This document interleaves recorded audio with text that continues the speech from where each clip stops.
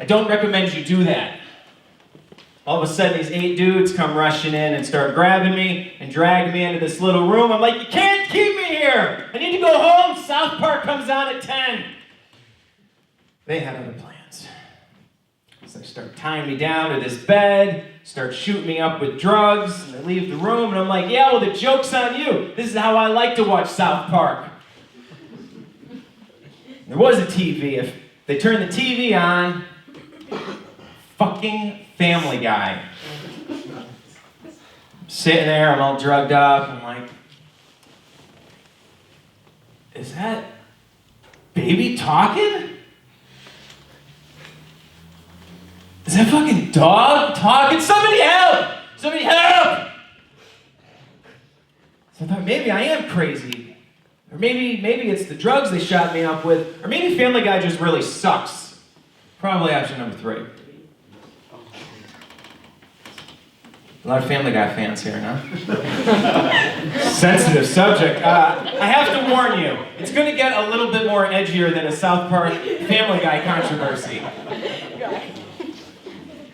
I know we're like a politically correct. I don't know. Maybe I missed the news this week, and now you're not supposed to talk about Family Guy and South Park. I'm not sure.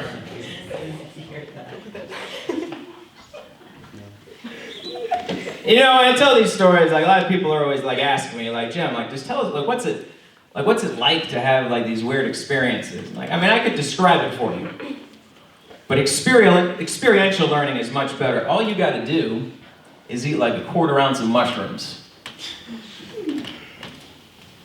and the only difference is that when you eat the mushrooms, you get to plan ahead.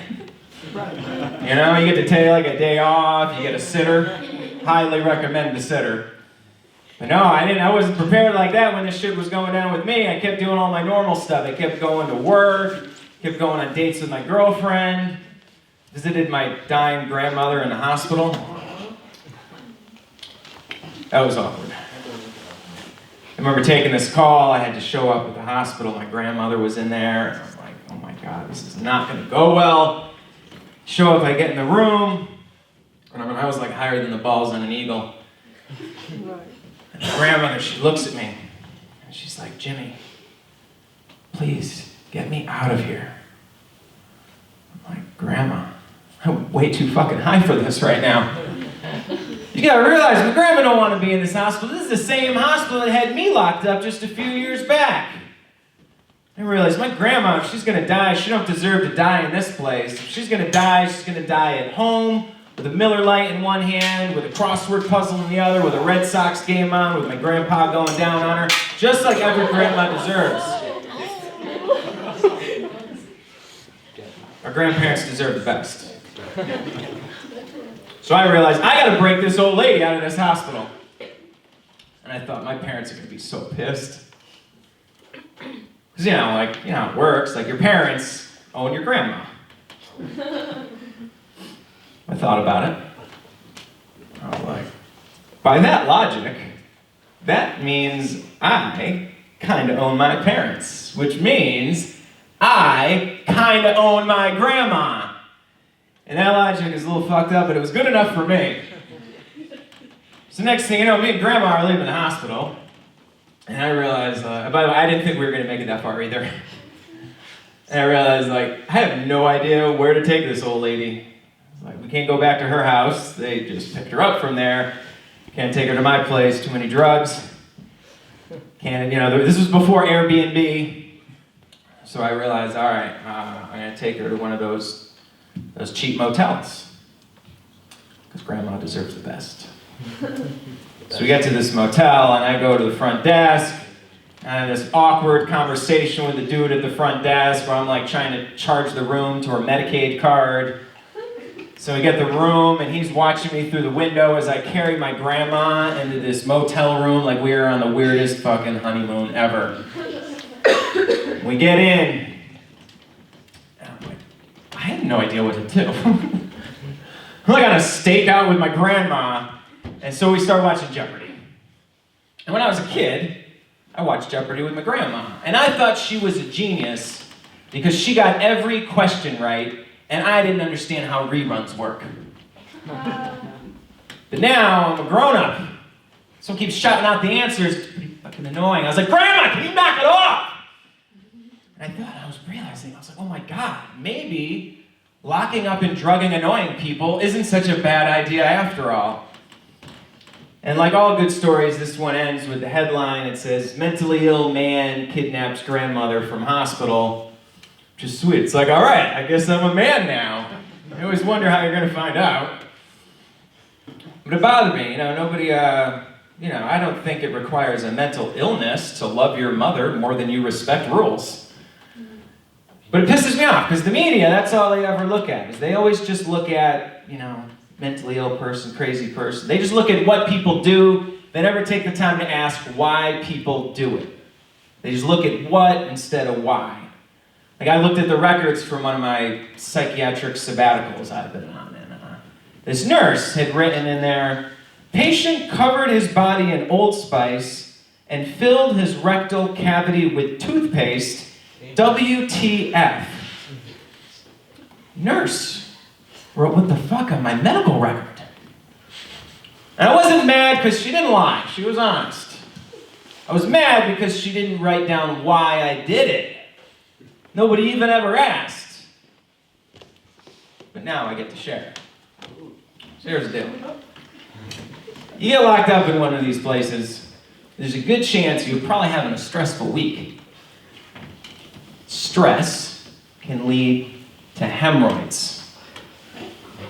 As you're probably wondering, I named mine Joel in the Hole.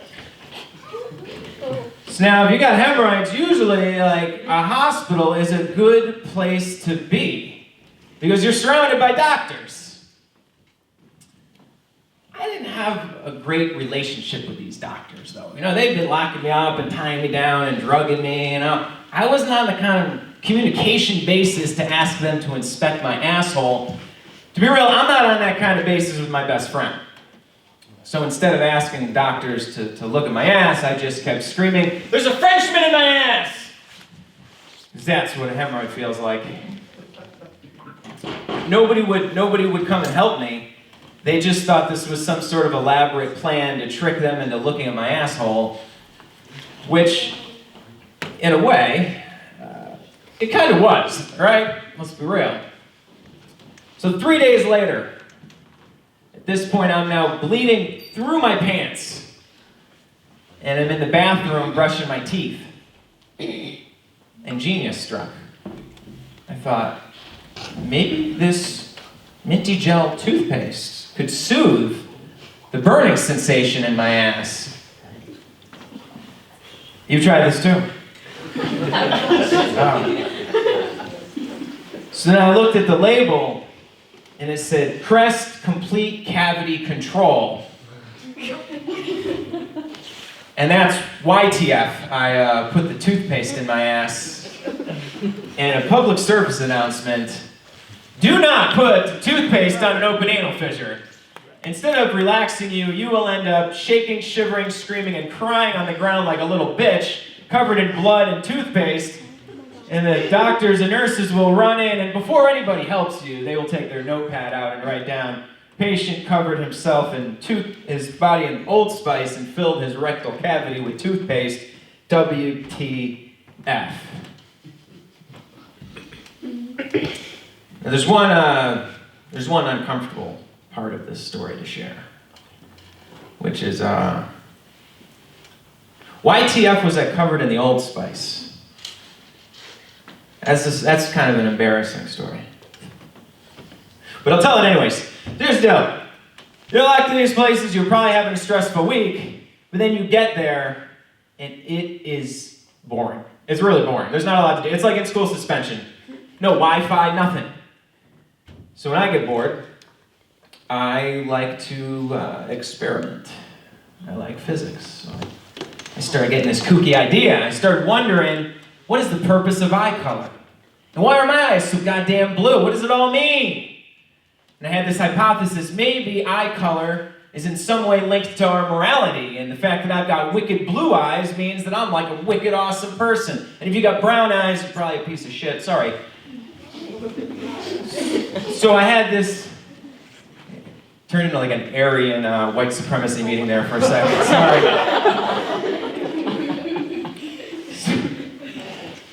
So I had this great hypothesis that maybe if I could cover my entire body in some sort of reflective blue material, also known as Old Spice, I could trap all of this awesomeness inside of my body and create some sort of a metaphysical chain reaction of bliss through my mind, body, and soul that would finally allow me to empathize with the female orgasm.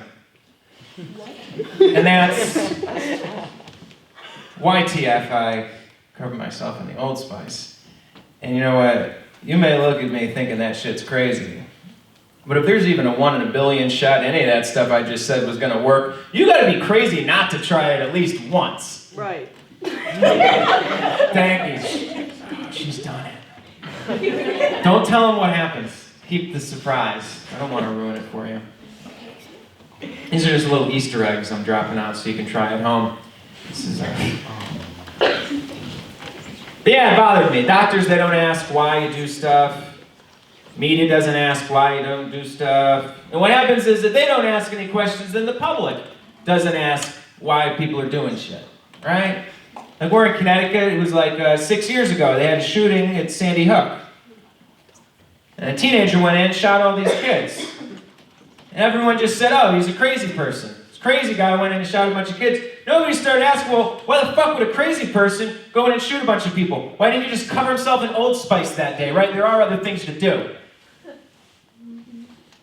But if no one asks any more questions, then we never figure anything out. It's like, maybe we don't even know anything about this dude. What if we got him all wrong? What if he's misunderstood? What if this dude actually hates guns? What if he grew up seeing the news and seeing all this violence with guns in inner cities and was pissed off no one was doing anything about it, and he got in his head, oh, maybe if I go to a school and shoot a bunch of white kids, someone will finally do something about this. And so we're all sitting here thinking he's a villain. He's up in fucking heaven looking down, wondering how many goddamn kids I gotta shoot to get some fucking laws changed around here. I don't know, maybe. We don't hang out. I don't know the guy. I sense I scared a few of you there. You don't have to worry, I'm not allowed to buy a gun.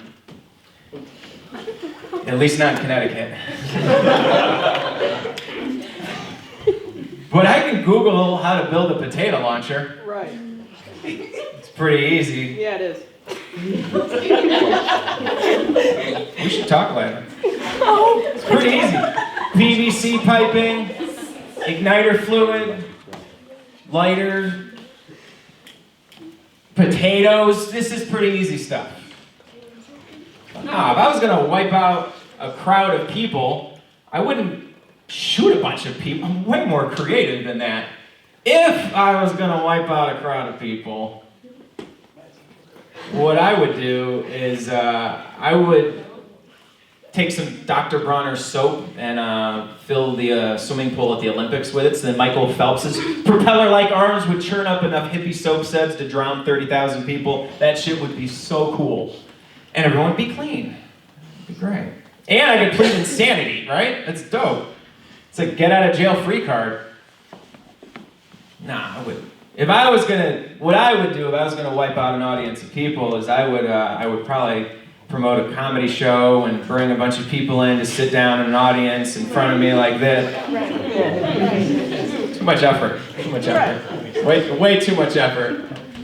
No. Though, by the way, as a comedian, if this goes well, tomorrow I'll tell everybody that I killed.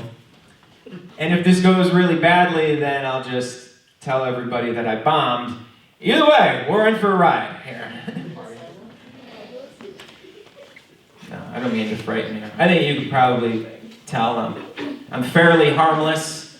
You're probably thinking, flim jannery, he's one of the crazy dudes, but he's probably one of the responsible, safe ones. He takes his medications, and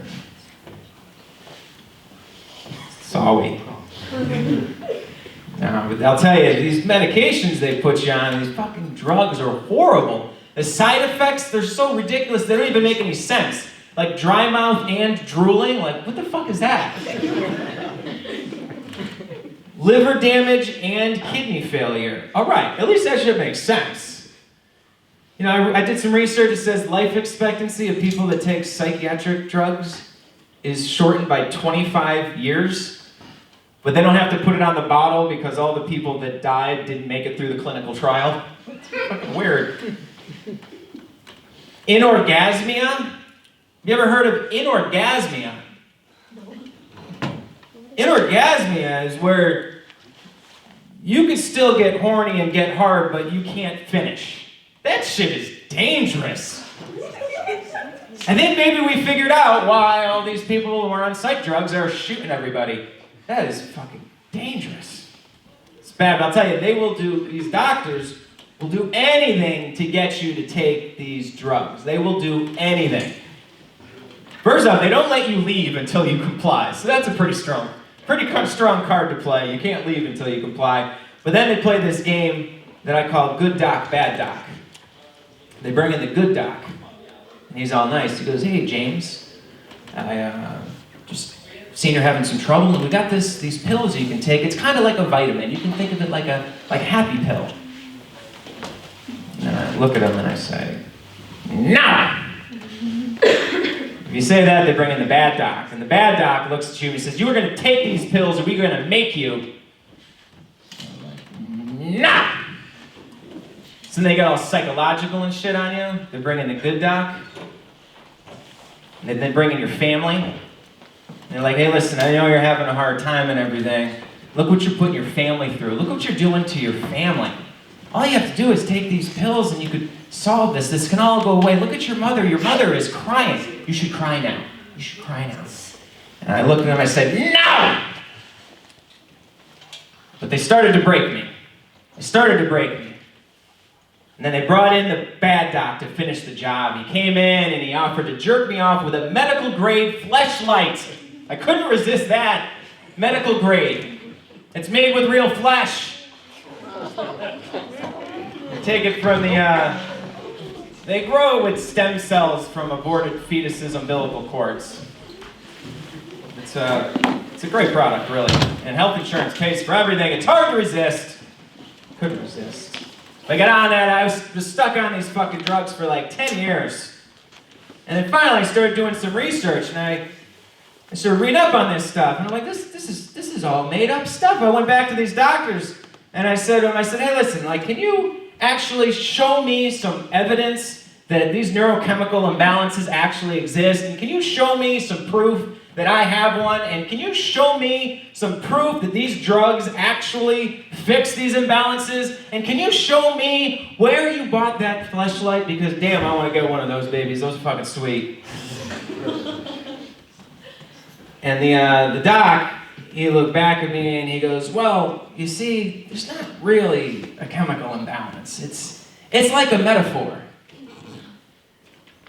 I'm sorry, you a metaphor? Like, you diagnosed me with a literary tool? What kind of fucking doctor are you, Dr. Seuss? And so I got off this shit. After like 10 years, I got off this stuff and finally take the training wheels off this brain and see what this baby's capable of. And it doesn't mean everything is perfect. You know, like, life is still life, right? But I figured things out. You know, I started getting my life. You know, I started doing yoga. Yoga's pretty cool. Yoga's really good when your life gets to the point that you can't afford drugs anymore.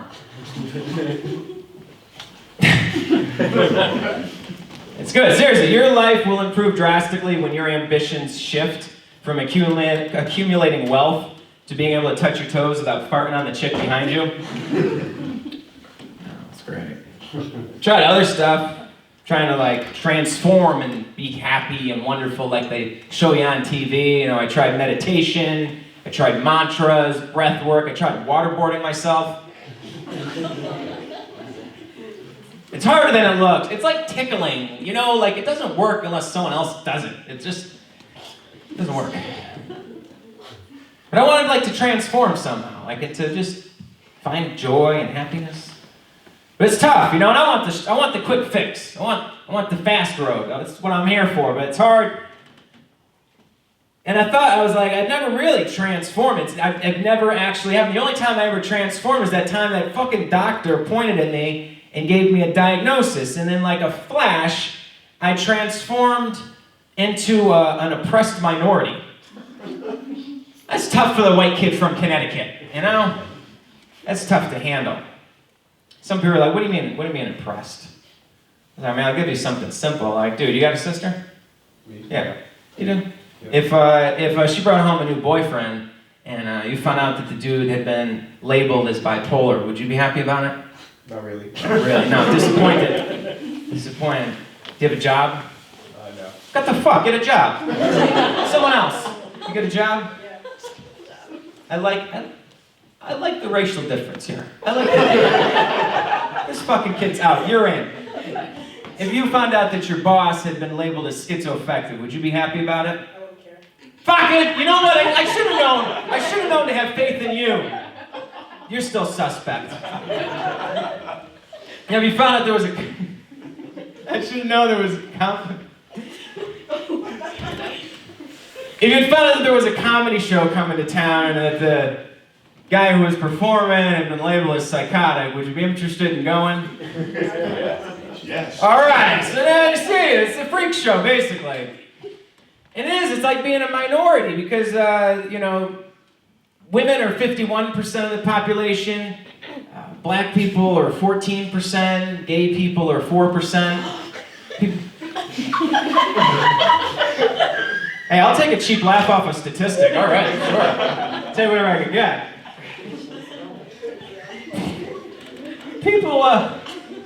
People labeled with a bipolar diagnosis are 1% of the population, which is pretty sick. I made the 1%! Oh my God. My mom would be so proud. What happened was, I started realizing I had some things in common with all these different groups of people that I, as a straight white dude from Connecticut, never thought I would have in common with. And I started getting jealous of these fuckers and the progress that all their social movements are making compared to the psychiatric survivor movement. Case in point, you've never heard of the psychiatric survivor movement. We need a goddamn hashtag, you know? You've all heard of hashtag pride and hashtag Black Lives Matter, hashtag Me Too. You know, I tried doing hashtag please stop locking us and drugging us against our will, but Twitter kept rejecting too many characters. It never caught on. I started getting jealous though, of like, it feels like all these other groups are gaining ground and we're being left behind. You know, like I get jealous of black people because I was wondering how this would go down in Connecticut of all places. I get jealous of black people because the media and the public is finally paying attention to police brutality against black people, and no one even knows that if you've been labeled with a psychiatric diagnosis, you're 14 times more likely to be the victim of police violence than you are to commit a violent crime. And in the rare cases that people like me do commit a violent crime, 97% of the time, it's against somebody that no one can see but us.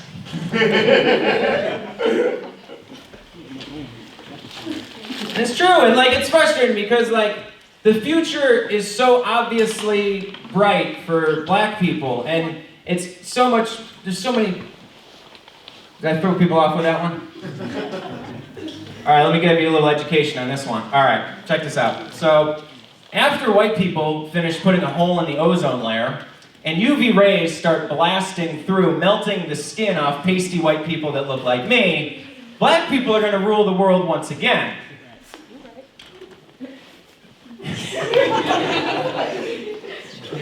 And so those of you that are like climate change activists, if you want your politicians to enact climate change laws, what I suggest is that you stop preaching about rising ocean levels and massive flooding. These guys have money, they can afford boats. My suggestion is that we have all black male climate change marches. And you tell all these like rich white politicians that if they don't change some laws, these are going to be the only dudes left to fuck their granddaughters. And I know that sounds a little racist, but if we can use an itty-bitty bit of racism to solve climate change, we might just be here long enough to solve racism. Climate change and racism. Let's move on to a less uncomfortable subject. Gay people. Have you heard of them? Yeah, I started getting jealous of gay people and realizing that I have actually a lot in common with these folks. Like, for example, they can't identify their peers easily. You know, like you can't just look at somebody and know that they're gay. All right, sometimes you can. But like, you can't just look at somebody and know that they have been labeled with a psych diagnosis. All right, sometimes you can. Yeah, I realized, I was like, wow, like I have so much in common with these people, you know, like I like rainbows and butt play too, and I don't think anyone should have a monopoly on those two things. That's not fair.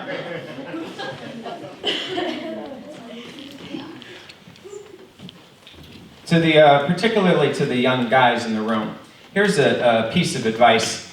Be careful putting things up your ass, because you're probably gonna like it.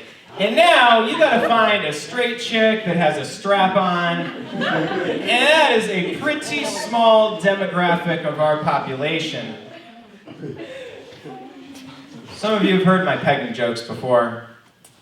Pegging is what they call it when a chick wears a strap on and fucks a dude in the ass. And some people get a little weird when I say it, and they're like, pegging, that sounds gay. I assure you that pegging is not gay. I can tell you that because I liked it a lot better when a chick did it than when a dude did it. Well, I mean, everyone's had like at least one gay experience, right? Nope, okay, we'll move on.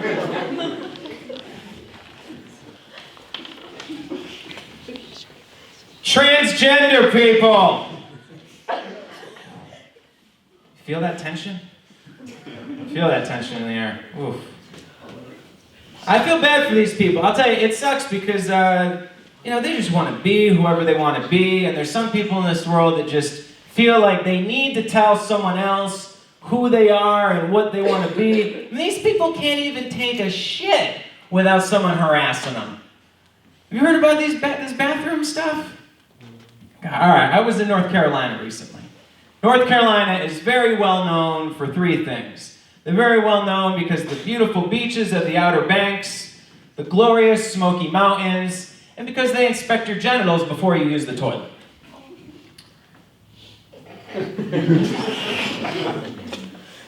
It's a slight exaggeration for humor. So I'm in North Carolina where they have the B3C law, whatever the fuck it's called, and I went into a Starbucks, and the men's bathroom was out of order, which meant that everyone had to use the women's bathroom. And I was very excited. I got it. It was just like that. So then, I sit down on the toilet, and I couldn't go. I couldn't go, the adrenaline. I couldn't do it. Wow, look at that shit, right? Wow. I wondered if anything would go wrong doing a comedy show at a yoga studio.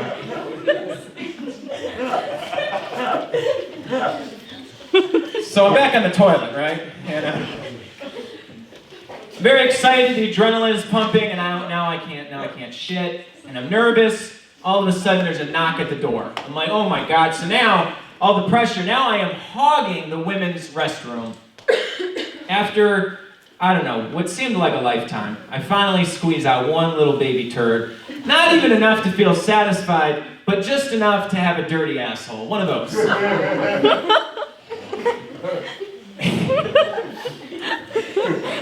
And I look over, no toilet paper. There's no toilet paper. We've all been there. What do you do? I ask somebody else. You're like, yo. One person toilet room. Oh. You cry about it and you think about your life while you're on the toilet, like, why am I here? How do you take care of it? Don't be shy. Socks? Socks a good option. Not for me though. That's normally my go-to. I'm surprised. Sorry. Cardboard. Cardboard. Yeah. Ooh. I like your style, girl. All right. Well, so normally my go-to is paper towels. You should try that. Paper towels. But not at this Starbucks. All right, this is one of those eco-friendly Starbucks with a Dyson air blower from the future. So I'm like trying to figure out how to stick my ass in this thing, and not working out very well. So what I did is genius struck once again, and I went in the toilet. I went in the trash. And in the trash there was a paper towel in there, and I used that paper towel. Which sounds a little bit gross, but I thought that somebody washed their hands with soap and water and then dried off on this paper. That's the cleanest fucking paper towel in the world I used. The trouble is that night I did an open mic in North Carolina. I told this story, and this dude, he yelled out, "Yeah, but there's no paper towel in that bathroom, man. That's a janitor's paper towel from cleaning that damn dear toilet." I'm like, oh wow. All right. By the way, so in the future, what I recommend people do if you're in that situation is what you're supposed to do. You open the door a crack and you scream, "Someone get some goddamn toilet paper in here!" But I don't have those kinds of assertive communication skills. No, I don't have that kind of skill. Though I did learn something. If there are any young social activists or trans people in the room, here's I'm extending an olive branch here. If you want equal access to bathrooms, all you gotta do is go around clogging all the toilets in the men's rooms. I've even engineered you a tactic I know from my childhood that Ninja Turtle action figures will clog toilets. It's a beautiful crime because what happens is the toilet clogs when you flush the turtle, but it doesn't back up until the next person comes in to use it. It's a beautiful crime. And I think it was meant to be because the Ninja Turtles were the first gender non-binary superheroes. They always walked around totally naked and had no genitals. People sensitive about the Ninja Turtles here? Something happened I didn't hear about? I appreciate you guys being all right with those jokes. Because I feel like I'm in a safe space that I can share that I was once a woman. For about 1 week. It didn't last long. See, about like 3 years ago, I faked my assassination and disguised myself as a woman.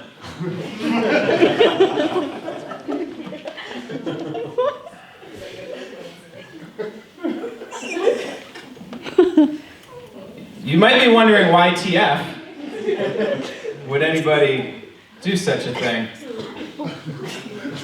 It's not obvious? Alright, here's the deal. So, back in the day when I got this crazy label put on myself, I didn't like it. And I was trying to figure out, how to convince people that I'm not a crazy person. Just a warning. Every idea that you come up with and how to convince people that you are not crazy is a fucking crazy idea. So I started reading through history, and all throughout history, all the people that we consider today to have been geniuses at the time had been considered crazy. And so I realized all I got to do to convince people I'm not crazy is convince everybody I'm a genius. That's a lot of pressure. Too much pressure. I started getting really upset. I started crying.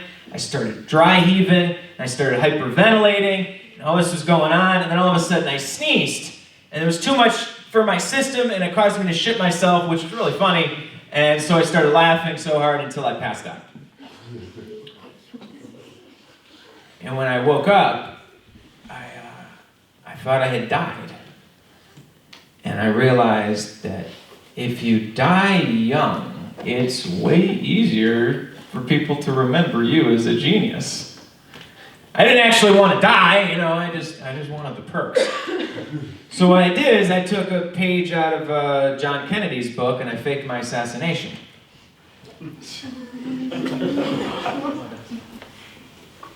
Y'all don't know about this. They don't teach you this in the public schools, do they? All right. Let me lay down some truth on you about John Kennedy. So here's the deal. President Kennedy was a little bit of a drinker. All right. One night he had a few too many cocktails and he got on stage, and this man announced that we were going to go to the moon. This is a man with no scientific training whatsoever. He was like a political science major. Woke up, hungover, turned on the TV, saw himself in a blackout making this announcement. He freaked out and decided that he was going to fake his assassination and put the burden of space travel on the public, and that shit worked, so I did the same thing. Knocked over all the furniture in my apartment, spray painted some equations on the wall, dribbled some of my blood in a few places. I wanted to make it look like I put up a fight, you know? And then all of a sudden my sister showed up. I was like, you ruined everything! This was supposed to be a surprise! But she was actually cool about it. She sat with me, she listened, we talked. She understood, sort of. And she helped me. You know, she helped me do my hair, we shaved my legs, and I passed as the most fuckable woman living in Northampton, Massachusetts. A couple of you have been there. But I couldn't keep it up. I was too cute. It was too cute. And my girlfriend couldn't deal with it. She couldn't deal with the competition. You know? Every time we went out to eat, when the waiter would come around, he kept putting the bill in front of her, and she started getting annoyed, you know? This is a good story. Now, you guys take a... It's weird, you guys are down with a lot of the actual controversial jokes, and then every now and then there's like the Ninja Turtles, and I'm like, did I say something wrong? That's cool. That's cool. These are awkward times to do comedy with the I don't know, social unrest or the political climate we're in. Yeah, I feel like I almost have an obligation to talk about the election and politics. So here's the confession. I didn't vote. Okay? I didn't vote. On election day, what I did is I went down to City Hall, and in front of the City Hall, they scraped a piece of gum off the sidewalk, and I know that day that this guy made a difference. But now when I mentioned that I didn't vote, some people are like, you know what? You're what's wrong with this country. I'm like, oh, that's flattering little old me? No. That feels kind of nice. I don't know, I don't know, I'm uncomfortable with the idea of voting. I'm uncomfortable with the whole thing. And I don't know if it's because I got this psych diagnosis and I feel excluded from the society in some way. Like, I mean, I'm allowed to vote. I'm not allowed in the military, though. I mean, isn't that a little bit weird? Like, I can vote for a dude who starts a war on Twitter, but I'm not allowed to go fight in the war? Which is actually a pretty sick deal for this guy. It's a pretty good deal. Yeah. It's very presidential, actually. It does feel very presidential. I don't know. It feels like, being excluded. It makes me frustrated. It makes me kind of angry, kind of being excluded like that. And I'm not saying I would become a terrorist. Though if any of you have seen my past shows, you know that I'm fond of the idea of becoming one. I'm not saying I would become a terrorist, but I am a little bit offended that ISIS has never tried to recruit me on Twitter. I would make a pretty good fucking terrorist. I got ideas. Like, first off, I would exclusively antagonize liberals. Not because I have a preference either way, they just react much more publicly. And, you offend a conservative, they bury it and bury it and bury it, they don't show it, and then late at night in the dark, they come out with the tiki torches and burn your fucking house down. I'm not into that. I want to see people whining and crying in the streets. So my plan would be, like, instead of making videos of me chopping off people's heads, it'd be videos of me chopping down trees. See where I'm going with this? Yeah, and then the headlines would read, ISIS chops down 5,000 trees at Yosemite. And all the hippies would be marching in the streets. We gotta do something about this guy! They'd be having pro-war protests and shit, like marching. All these hippies in green, brown, and darker green tie-dye, and waving whatever the opposite of a peace flag is. Probably like an American flag. Yeah, I'm very uncomfortable with all this idea of putting these people in power. I know we got Trump. You know, people say a lot of things about him. They say he's stupid. I think he's a lot of things. I don't think he's stupid, though, because this is a guy who's filed bankruptcy 8 times, still a billionaire. I've never filed bankruptcy, and I own 1 pair of pants. Then they had Bernie Sanders. I don't know if I agree with him, but I thought he was a good dude. I like Bernie. He seems like a nice guy. You know the one thing that I can't stand about Bernie Sanders, though? Bernie supporters. They're just taking so much pride and joy in having some old dude do all the work, right? He's like 75. Can he take a break? Someone else do something. It's too much pressure putting that old man up on this pedestal. He could never climb up on his own, and if he was up there and fell, poor Bernie break a hip or something. Very sad for this old man. Very good. I mean, I like him. My understanding he's like our nation's leading civil rights activist in a way, and you know, you want to honor that, and like Martin Luther King had a holiday named after him, and Malcolm X had like the X-Files, I guess. And like, what is Bernie? Bernie's got like 5,000 dogs in San Francisco named after him. Which is like just the thing you want to do. Name that little pet that you keep tied on a leash, locked up in your 200 square foot apartment. Name him after a civil rights leader. That's a good idea. While we're on that topic, fuck vegans that own dogs, right? Whoa. Whoa is right. Oh, I love dogs. I think everyone should own one. That's not a nice thing to say. That's what racist people in Connecticut say about black people. And you want to know what's funny? I tell this joke in every state so that other people know that shit about Connecticut, because that shit's fucked up. People think we're in the north, and oh, it's great up there. This place is fucked. Yeah, I don't eat animals. I'm not here to like convert you over to not eating animals. Though there is this great documentary, I don't even remember the name of it, so I guess I can't even recommend it.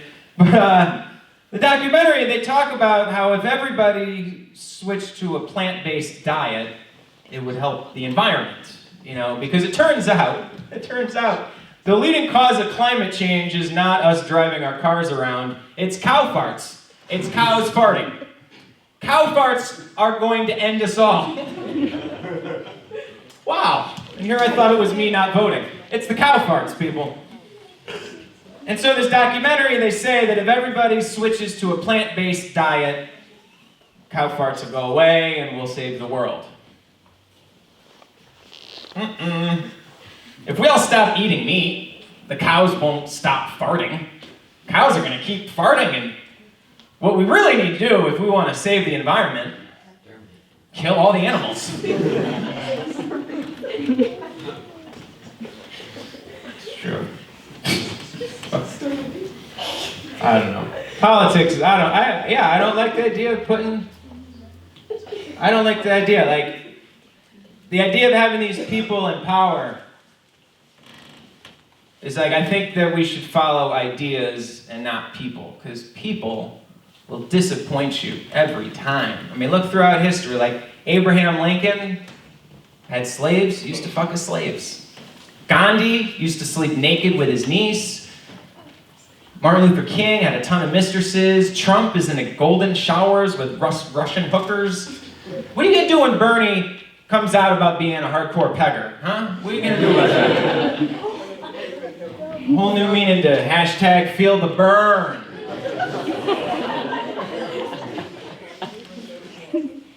Right, and I didn't come here just to give a bunch of negativity. I got ideas. Next election, we're gonna crash that election.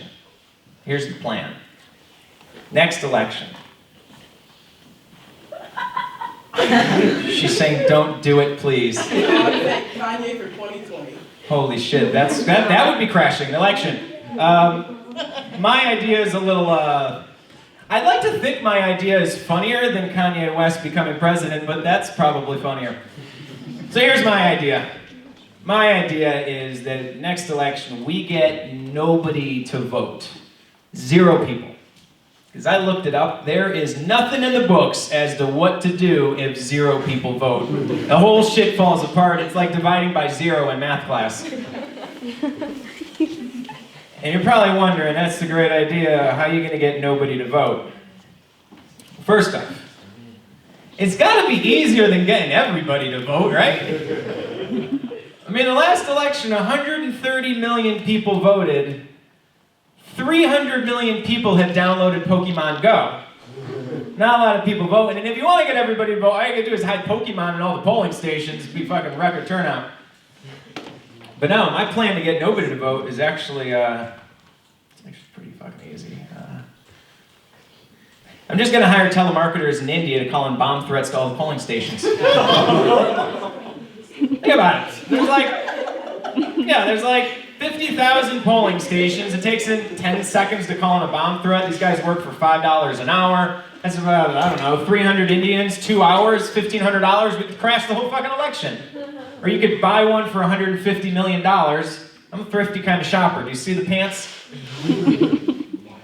That's the plan. Not to say that, I mean, I love the idea of voting. Voting sounds like a really good idea. Just doesn't seem to work. I mean, last election in Colorado, they had a vote to abolish slavery. And it failed. And I see a lot of people looking at me like they have no fucking clue what I'm talking about. Here's the deal. The 13th or 14th Amendment, I don't know all of them, all right? 14th Amendment, thank you for the fact check, says that there shall be no slavery except as punishment for a crime.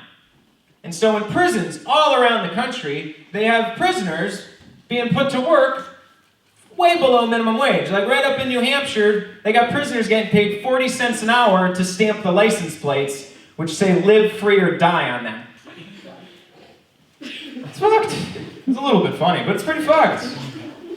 I mean, they've got in prison, they got guys getting paid 30 cents an hour to do the laundry, getting paid 25 cents an hour to be telemarketers in prison.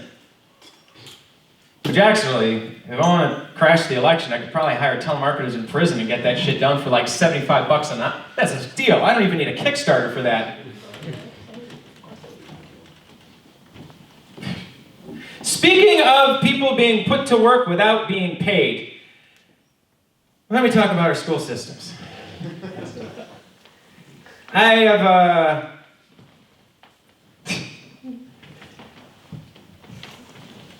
I've been in a lot of high schools, a handful of jails, and a catalog of mental hospitals. These places should not be so similar.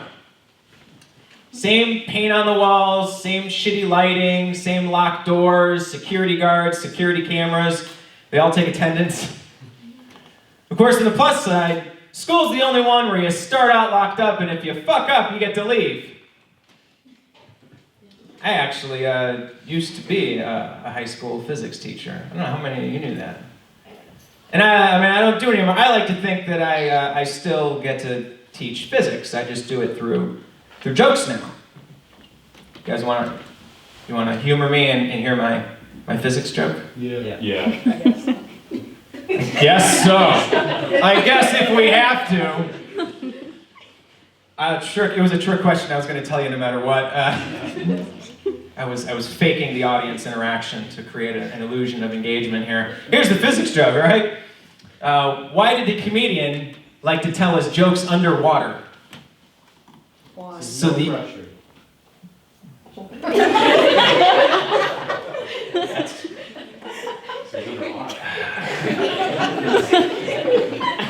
public school education.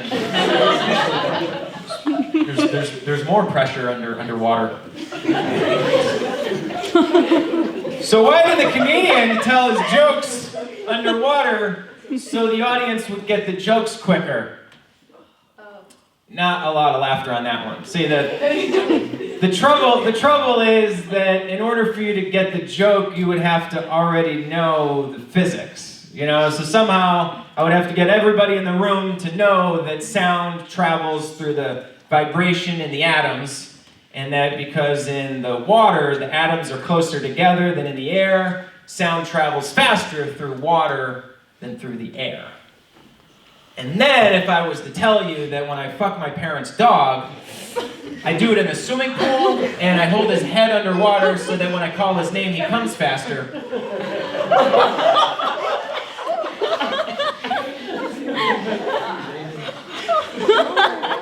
And that actually doesn't make sense either, but I think we all learned something.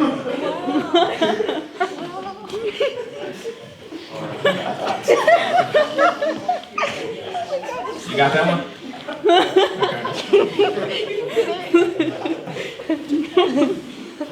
But yeah, no, I was what they call a high school physics teacher. Though honestly, from my perspective, I felt much more like a prison guard who really liked physics. And that's probably not fair to say, because in prison you're at least allowed to use the toilet, right? It's insulting to school. That's a shame. I don't know. I think I got a lot of gripes with school. I don't like that schools are allergic to truth, that they won't tell the kids the truth, and it starts off honest and so yes, you will, as a teacher, if you tell kids the truth, you can lose your job. You are paid to lie to children. The pay's pretty good though. Like I said, the pay's pretty good. Good benefits. Summer's off, not a bad deal. Like it starts off simple. Santa Claus. Yeah, kids come and ask you about Santa Claus. Ooh, you're not old enough for that. And they ask other questions. They say, oh, can you tell us about Christopher Columbus? You're not old enough for that. Can you tell us about the first Thanksgiving? Probably not old enough for that. Can you tell us where babies come from? Ooh, not old enough for that. Can you tell us anything? Can you tell us where milk comes from? It's like, yeah, dude, milk comes from a cow. But in order to get the milk, you gotta anally rape a bull to get the semen, and then you gotta fist fuck the female cow with a turkey baster full of bull cum to impregnate it, and then you gotta wait 9 months for the baby cow, and then you gotta separate the baby from the mother so that we could suck that titty juice.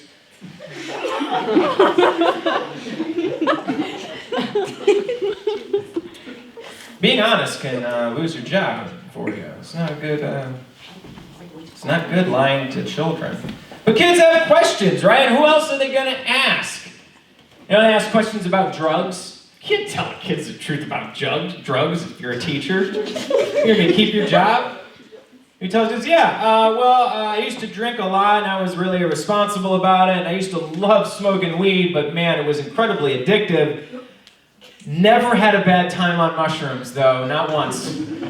Put that on the wall in your guidance counselor's office.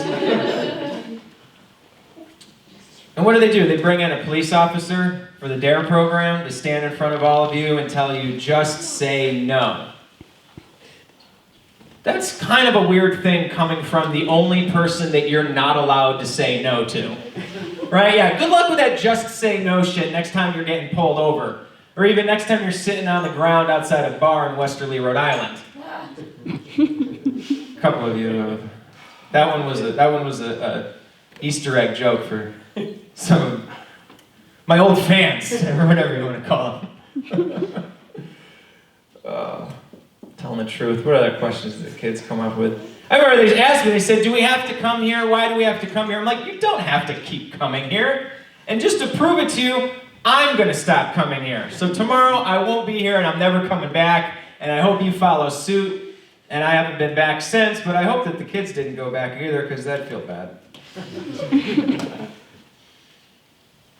Yeah. Sex ed. More lies to kids. I remember the sex ed was so bad, the kids were coming asking questions in my physics class. I remember this kid, he raised his hand, he goes, yo, Mr. F, is friction why condoms break? Well, if I don't answer that, we could have a problem on our hands. So I said, actually, yes, friction is why condoms break. And I drew a diagram on the board, and I said, the probability of a condom breaking is a function of the amount of friction between the two surfaces, how thick the material is, how long you've been humping for, and all these, I said, any questions, all these hands shot up. And this one kid said, what if you use 2 condoms? And again, I was like, I'm so glad you asked, and I noticed a few people's faces perk up at this question. Using 2 condoms is a really bad idea because now you've got 2 dry surfaces rubbing against each other, which increases the probability the condoms are going to rip. The only way around that would be to put lube between the 2 condoms, but then the outside one's just going to fall off anyway, so what's the point in that? And most of the kids failed the standardized test, but everybody aced friction. And I'm very proud of that one teachable moment. Now don't get me wrong, all right? I feel like I might be getting misunderstood here, right? No, the sex ed thing is really bad. It's really bad. Like, I mean, come on, think about this. You spend a year in sex ed. You don't even get to see a naked person. You see cartoons in the book. What, are naked people not in the budget? Is that the issue? Because I got like a whole shitload of them in my phone right here and it's free. You know, your sex ed teacher's there and I'm like, can we just see a tit? You've got 2. Can we see 1, please? Just 1, Miss Warner. But no, they can't be honest. Oh, you're not old enough for that. You're not ready for that. That's not cool. The only thing that our sex ed classes actually do right is that they teach consent. And consent is an important thing. Though gotta say, a little fucking weird that they're teaching consent and making it mandatory. Little weird. And like, if we really want to teach kids consent, why don't we just boss them around and tell them what to do all day for 18 years of their life? I think that's a good way of experiential learning. Now don't get me wrong, again, I do think that a free education is a great idea at first. But you know what else sounds like a great idea? Free blowjobs at first. But if a day at the free fellatio factory is anything like a day at school, you could probably count me out. First, I've got to get up at 6 o'clock in the morning. Fuck that, I'm out. I am already out. Now I got to get on a bus and be worried about getting picked on or someone kicking my ass. Why are we not all talking about how excited we are about the BJs we're going to get in an hour? Something is terribly wrong at the fellatio factory. Then I get off the bus and I get to the school. And I go walking up and I start seeing security cameras, security guards. I get in the building, they lock the door behind me. I'm like, what the fuck is going on at this fellatio factory? And then I go, oh, I bet the blowjobs here are so good. They got all this security to keep people out. I am very excited, man. And you get excited, yeah, it's my first day at the factory. You're walking around. And then all of a sudden the principal stops you, says, hey, you got to turn that shirt inside out. You can't be distracting people with logos of companies on your shirt. How bad are the blowjobs in here that people are distracted by t-shirts? Then again, it's probably my fault for wearing my peggingtoys.com t-shirt. Then you go and you get to your classroom and someone yells at you that you're in the wrong room. We've assigned everybody different rooms based on the size of their dicks. Why are we doing this? You know, all right, so then we get to the room. You go to sit down. Teacher says, oh, actually, we've assigned your seat for you.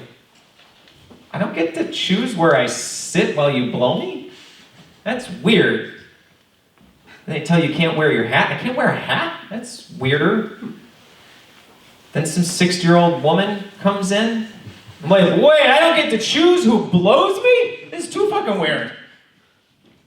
And then they got one person is expected to blow 35 kids at the same time. You can't give a good BJ trying to blow 35 people at the same time. A good BJ is like, requires focus and energy and hands-on learning, and it's project-based. And 35 kids in 45-minute period is certainly, it's an ambition worth pursuing every once in a while. But I mean, nobody jerks off to gangbang porn exclusively, right? And they track you and monitor you to see how long it takes you to come. Right? And they record it on your report card over time so you can have a record of all your orgasms for 12 years, like the saddest fucking baseball card you've ever seen. And all they care about is how fast it takes you to come. I mean, there's other ways of measuring performance, like taste and volume and distance. And you go class to class and you get a lunch break. Finally, lunchtime. You're like, oh my God, finally a break from this shit. Think you go outside and take a break from it all, and they're like, oh, actually, sorry, we don't let you outside anymore. We used to let the kids outside, but 13 years ago, Mikey Sullivan ate a dandelion and shit his pants in algebra class, so we don't let the kids outside anymore. You entitled children with your fresh air and sunshine. Then eventually you get home. You get home and you think you're free. Oh man, you gotta jerk off to the cartoon porn that they send you home with for homework. God forbid a kid has a wank to their own imagination if they have one left.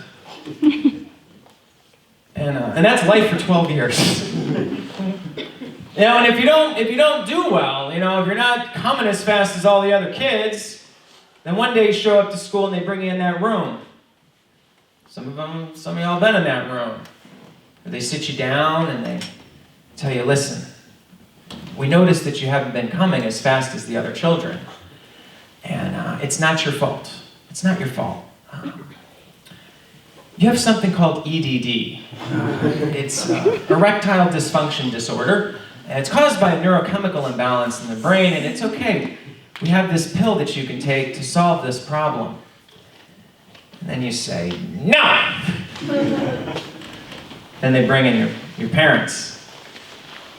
And they say, look what you're doing to your parents. Look at your mother. Look at your mother. She wants you to come just as fast as all the other kids. Don't you want to be a good boy and make your mother happy? Look at your mother. She's starting to cry.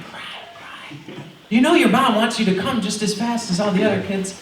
Because my dad left, apparently. All right. Sorry.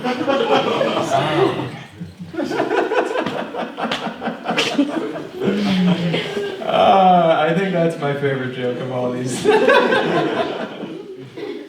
But again, you know, I didn't come here just with to talk shit about the school. I came here with some solutions for you.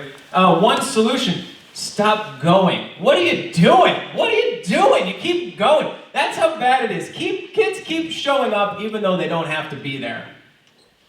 I noticed a lot of like, what the fuck's this guy talking about? There are hundreds of thousands of kids in America who don't go to school. And they don't recreate school at home. They believe that learning is natural and school is optional.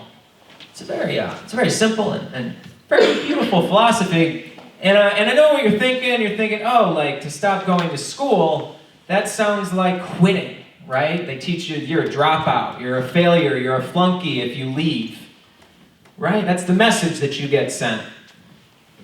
But you know what? I've met a shitload of these kids, and they turn out pretty fucking good, and they're pretty goddamn happy when they leave. They turn out successful and smart. And what I've noticed is that for those kids, it was really scary to leave, and it was hard, and it was uncomfortable, but there was so much bad shit going on at school that they took a chance, and they left. And sometimes in life, tragic shit happens to you, and you leave and you evade it, and you discover something that was far better than what you originally had.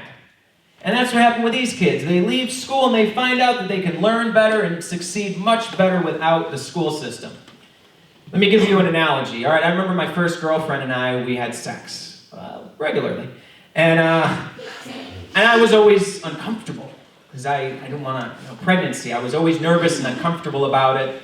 But I kept doing it, because like it felt pretty good, and everyone, messages are all like, yeah, everyone should fuck. Why not fuck? As long as you have consent. And then crisis struck. She had a period, right? And then we discovered blowjobs, and oh my God, what a fucking discovery! And I never would have known that if we hadn't had the tragedy of the blood. And then a few months later, she got braces, and we discovered anal. Do you see what I'm trying to tell you? Sometimes tragedy leads you to something that's much better for at school. And it's true, I mean, really, like, the building is great, the books are great, the computers are great, some of the teachers are okay. You don't need to go to school for all that shit. You could go to the library, it's free. They got all the books, they got the computers, they got a whole staff of people that are there to help you find whatever the fuck it is you're looking for. And you know what? Every now and then, a psychotic comedian comes and does a free show at the library. It's a pretty good deal. The only thing you can't get at the library is a free BJ, as far as I know. I haven't asked yet. It's possible. And it's true. I mean, there's tons of kids just leave and nobody really knows about it because nobody comes to tell you to Google unschooling. And if you were to choose between Googling pegging and Googling unschooling, they're probably both just as worthy of Google searching, but you'd find a plethora of fancy things on there. And I think if parents were finding out that kids came to the show, I think they'd probably be more upset that I told the kids about unschooling than pegging, which is feels pretty good in my heart in a way. But that's there's like this fantasy that I have of all the kids rising up and revolting against the school system. I do have that dream that it'll happen. I've met kids that tried protesting, they tried organizing. I remember talking to this kid who said he started a petition to ban homework, and they gave the kid detention. And he quit, he stopped. I was like, dude, don't be discouraged. Just start a petition to ban detention. That's how you gotta start this shit. You know, you gotta learn from your mistakes. You know, learn from what's going on in the world. Like they had those protests in North Dakota where they had the fucking companies put an oil pipeline through North Dakota's water, and people from all over the country traveled there to protest. To be honest with you, I think the whole thing was made up by the North Dakota Tourism Department.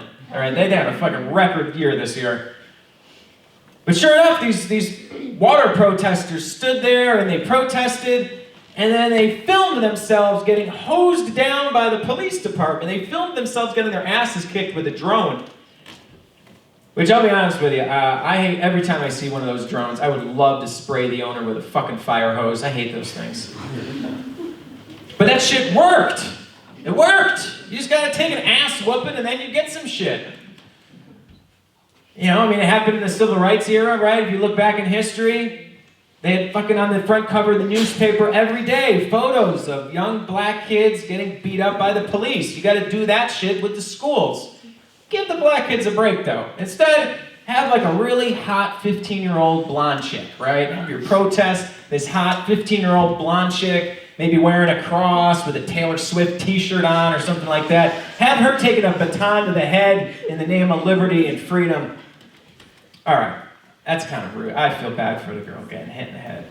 I sense people tightening up on me. That's not cool, right? So why not get a bunch of hot 15-year-old girls with Down syndrome? Because, you know, their heads are already a little bit away. You know what? Don't you give me that shit. Don't you give me that shit, all right? You are limiting their potential in an effort to protect them. Everybody's life has a purpose, and maybe this is theirs. Who's to say?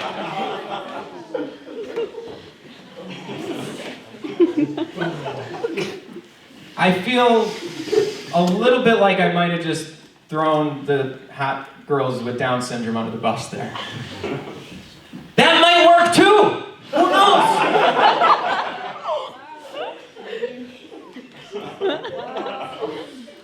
But I understand, having a protest of that sort is hard to organize. Your parents will probably ground you, right? That sucks. So maybe what it's going to take is some guerrilla warfare, you know? And my suggestion is to target the standardized tests. This is a very vulnerable point of the system. So these tests hold the whole thing together. They use the tests to figure out where all the money goes. So if you can break the test, then the whole system will fall apart. You're probably wondering, how are you going to break the test? But you know, you were probably wondering how I was going to get everybody to stop voting, and I think I did all right with that one, so let's give this a shot. So first off, I think that, you know, I was a teacher. I do think that testing is actually really important. I don't know of a better way to figure out which kids are more important than others. But if you want to break the test, all you gotta do is, next time you have one of the standardized tests, just memorize one question from the test, and then later in the day, go to the public library, register a fake Hotmail address, register a fake Twitter account, and write that question out, hashtag I love testing, and send it to the web. And enough of you people do it, then the whole damn test will show up on the internet, and they'll have to throw out all the results, lose a shitload of money, and the whole system will collapse. It's pretty fucking beautiful, you're welcome.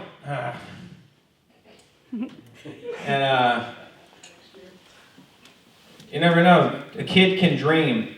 A kid can dream. And you know what I do? That is maybe my dream. I go around doing some comedy shows, and then maybe one day I'll wake up in the morning, take a shower, I'll be in the bathroom, turn the radio on, I'll be brushing my teeth, and I'll start, covering myself in Old Spice for the morning. And then all of a sudden I'll hear on the radio, I'll hear, children in Connecticut have cracked the standardized testing system, costing the system billions of dollars, and it has collapsed. I'm like, yes!